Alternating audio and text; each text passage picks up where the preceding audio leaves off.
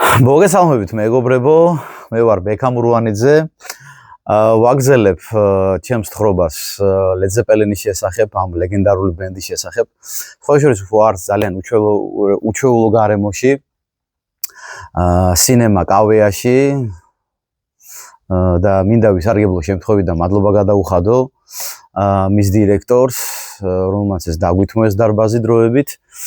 ჩემი დღევანდელი თხრობა აგრძელებს საგას, მოდი ესე ვიტყვი, Led Zeppelin-ის შესახებ.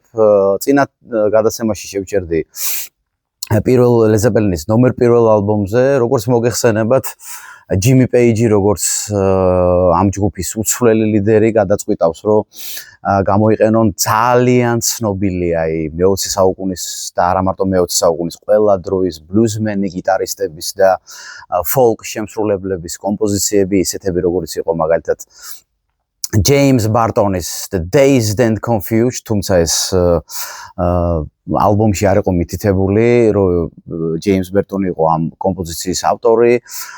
იყო ასევე Communication Breakdown, როგორც წინა გადაცემაში გითხარით და მოგახსენეთ. იყო Baby I'm Gonna Leave You, რომელიც სხვა შორის 60-იან წლებში, ანუ წლებით ადრე, სანამ Led Zeppelin როგორც ჯგუფი, როგორც ასეთი შეიქმნებოდა, Joan Baez ასრულებდა Birmingham-ის კლუბებში, ასევე იყო Your Time Is Gonna Come. ეს კომპოზიცია გახლავთ John Bonham-ის და Robert Plant-ის დროინდელი ჯგუფის The Band of Joyce, Joyce-ის დროინდელი კომპოზიცია.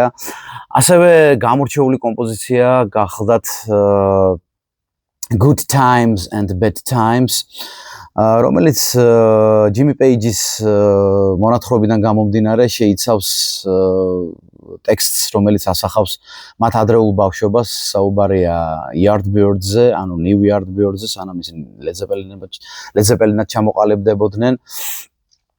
პიტერ გრანტმა გადაწყვიტა, როგორც ჯგუფის პროდიუსერმა, რომ ახლად გამომცხვარი Led Zeppelin-ი Jeff Beck გრუპთან ერთად, რომელიც Jimmy Page-ის მეგობარი იყო, Birmingham-ის უნივერსიტეტებში და სხვა შორის გაგიკვირდებათ და საავადმყოფოს კლუბებშიც კი გამოეყვანა ეს ახლად შექმნილი ჯგუფი, მაგრამ შეიქმნა ერთი პრობლემა.